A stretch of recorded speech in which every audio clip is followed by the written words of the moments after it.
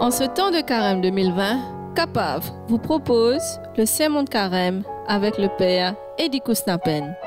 De l'Évangile de Jésus-Christ selon saint Matthieu. En ce temps-là, Jésus disait à ses disciples, « Ce que vous faites pour devenir des justes, évitez de l'accomplir devant les hommes pour vous faire remarquer. Sinon, il n'y a pas de récompense pour vous auprès de votre Père qui est aux cieux. Ainsi, quand tu fais de l'aumône, ne fais pas sonner de la trompette devant toi, comme les hypocrites qui se donnent en spectacle dans les synagogues et dans les rues, pour obtenir la gloire qui vient des hommes. Amen, je vous le déclare, ceux-là ont reçu leur récompense. Mais toi, quand tu fais de l'aumône, que ta main gauche ignore ce que donne ta main droite, afin que ton aumône reste dans le secret. Ton Père voit dans le secret, il te le rendra. Et quand vous priez, ne soyez pas comme des hypocrites. Ils aiment se tenir debout dans les synagogues et au carrefour pour bien se montrer aux hommes quand ils prient. Amen, je te le déclare, ceux-là ont reçu la récompense. Mais toi, quand tu pries, retiens-toi dans ta pièce la plus retirée. Ferme la porte et prie ton Père qui est présent dans le secret. Ton Père qui voit dans le secret te le rendra. Et quand vous jeûnez, ne prenez pas un air abattu comme les hypocrites. Ils prennent une mine défaite pour bien montrer aux hommes qu'ils jeûnent. Amen, je vous le déclare, ceux-là ont reçu leur récompense. Mais toi, quand tu jeûnes, parfume-toi la tête, lave-toi le visage.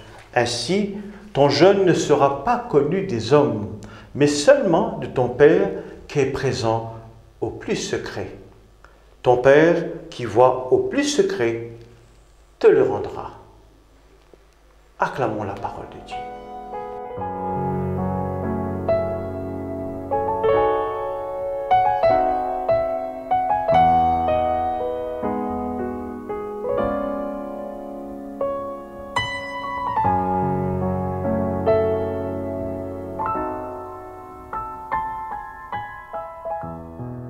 Bon frère, bon sœur, la semaine dernière, nous t'y rentrons dans carême et nous t'y prenons le temps pour dire nous que le temps du carême, c'est un temps de grâce pour nous retourner contre nous bon Dieu. Un moment merveilleux quand nous finissons le prophète Joël pas fini de nous déchire le cœur et non pas nous l'aise. Et il dit à nous encore, revenez à moi, retournez à moi de tous autres les cœurs. Oui, nous dire, bon Dieu, il vient pour guérir nous les cœurs.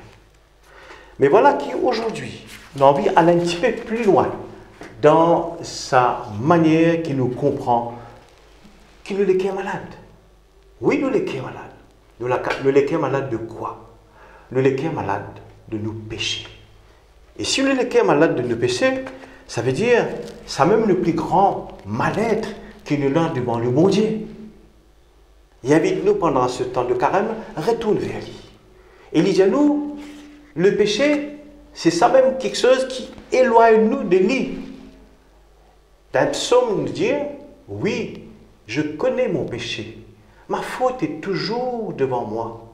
Ce qui est mal à tes yeux, je l'ai fait.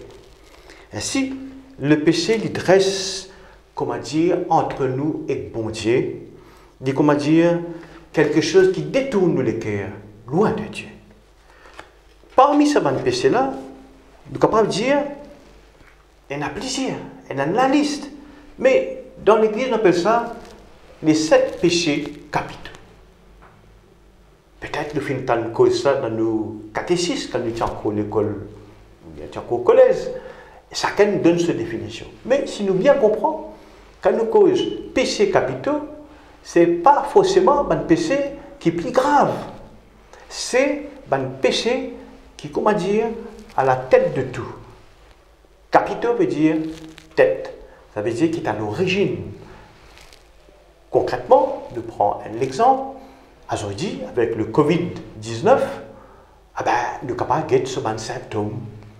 L'enrhumé, c'est-à-dire, il fait la tête fait mal, ou pas bien, ou fatigué, ou éternué, ou paresse. Mais, c'est ce que je peux faire. Je peux trouver un vaccin pour attaquer le virus. Ça veut dire l'origine même de sa maladie-là. À nous dire qu'à nos causes de péchés capitaux, c'est justement nous attaque le virus. Alors, pour être clair, nous connaissons, il y a 7 péchés capitaux: l'orgueil, la gourmandise, la luxure, l'avarice, la jalousie, la colère, la paresse, on va dire la paresse, aussi la paresse spirituelle que le pape François appelle l'accidie. Alors, il nous prend le péché de l'orgueil. Péché de l'orgueil, nous ne pouvons pas dire, il n'est pas seulement un péché capital, mais parmi les péchés, ça même qui est plus important. Ça même, allons dire, le plus gros des gros. Ça même péché, comment dire, si besoin d'une médaille, il gagne une médaille d'or. Alors, nous prenons plusieurs manières, nous ne pouvons pas dire ça. Quand nous disons du monde, il est orgueilleux. Il y a une personne qui est capable de dire, il est vaniteux. Il y a du monde qui est suffisant. Dans les écoles, il dit, il est grand noir, il faisait, il tape l'estomac, il est arrogant. C'est autant de choses qui nous capables d'écrire à un monde qui est orgueilleux. Quand on a toute la journée, il dit moi, je connais tout. Il y en a Michel connaît tout. Il y en a du monde qui jamais l'idée sous la parole, avant on finit, il finit commencer. On ne pas connaît à quel moment il respirait pour qu'on place un mot. C'est un monde suffisant. Et donc, nous besoin connaître qui n'est pas une affaire qui est un groupe du monde, mais nous tous nous habitons par ça même péché-là. Orgueilleux, il souffre d'un cancer qui s'appelle l'égocentrisme. Ça veut dire qu'il est centré l'homme moi-même. J'ai envie de faire ça pour moi, j'ai envie de l'homme moi-même. Alors, nous disons qu'il nous arrête nous aujourd'hui, qui nous prend le temps de dire nous, ce n'est pas une maladie qui guette une personne, mais c'est aussi une maladie qui guette la société. La société aujourd'hui, nous pousse où, à travers tout ce qui a été, comment dire, au besoin faire ou voir. La santé qui dit au bureau de la gloire. Jésus lui dénonce cette attitude-là. Jésus, justement, avec les scribes et les pharisiens, il dit à nous, attention, nous devons faire attention, nous, il met tout en garde. Même s'il est en fin de changer, le fond du cœur de l'homme reste le même. Les scribes et les pharisiens, tu es content, mais ils sont en avant. Et en plus, ils sont contents, ils sont admirés parce qu'ils ont fait quelque chose et de fait tout le monde connaît ce qu'ils ont fait. Mais le carême, c'est justement le temps de conversion intérieure. Le temps pour nous, tant ce qui nous fait proclamer tout à l'heure dans l'évangile, à 3 reprises, Jésus dit à nous, pas faire ça pour dire du monde. Quand nous peut faire carême, quand nous peut jeûner, quand nous fait la prière, quand nous partager, pas faire pour dire du monde. Sinon, nous finissons, gagne nos récompenses. Mais bon Dieu connaît que tous les cas étaient à cause de ça, faire ça dans le secret. Donc, le risque d'être vantard, c'est de se faire voir, faire du monde connaît, et bien bon Dieu, dans la Bible, finit toujours, comment dire, invite-nous à sa grand danger qui guette nous. Ton papa, comment le dire, il connaît ce qui passait dans tous les cœurs. Et bien plus encore, il connaît ce qu'il y a dans le cœur, dans le fond du cœur de chacun d'entre nous, qui personne pas même connaît. Donc aujourd'hui, plus que jamais, nous pas besoin de faire quelque chose pour les yeux du monde, mais nous faire lire pour bon Dieu. Attention, le danger, c'est qu'il nous dit à l'orgueil, à force qu'il nous dit que nous ne folie pas, nous guette les autres, eh bien, non. Le bon côté, c'est qu'il nous apprend aussi dire le besoin et l'amour de nous-mêmes. Et ça, l'amour de nous-mêmes, là, il est très important. Nous devons cultiver, ça veut dire reprendre le second commandement que Dieu vient dire à nous, aime ton prochain comme toi-même. Il est important qu'il nous a un amour de soi, qui nous compte en nous, tel qu'il nous était.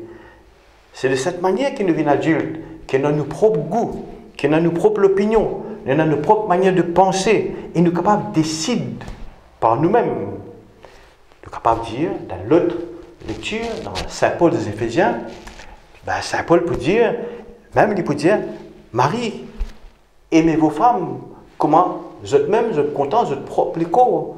Parce que si vous êtes content aux femmes comme vous les corps, ça veut dire vous pouvez content lui avec beaucoup d'amour. Alors, Jésus invite nous, en sa début de carême là, à l'humilité. Comme à lui-même, il vive l'humilité. Il fait considérer comme le dernier des serviteurs. Ne pas besoin de tracasser de ce qu'il était, bon Dieu, pour prendre soin de nous. Qui s'élève sera abaissé et qui s'abaisse sera élevé. Rappelle le jeudi saint, que Jésus lui-même, il peut sortir de table, il pourra mettre les à genoux devant son disciple, il peut laver les pieds chacun d'entre eux. Ben là, tu choqué. C'est pas tu comprends comment Jésus, le maître, il lave les pieds de mon disciple, et quand il finit de ça, il dit ça même l'exemple de nous autres. C'est comme ça que nous, les chrétiens, nous besoin vivre. Oui, mon frère, mon sœur, nous prions pour qu'il vraiment, bon Dieu, change nous les cœurs. La vraie conversion, c'est la conversion du cœur. Donne-moi le cœur pareil comme à toi. Amen. Change mon cœur, Seigneur, et purifie-moi.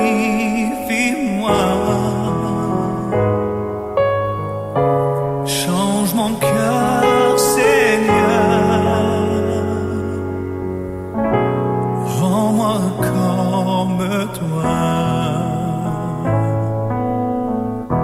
Change mon cœur, Seigneur,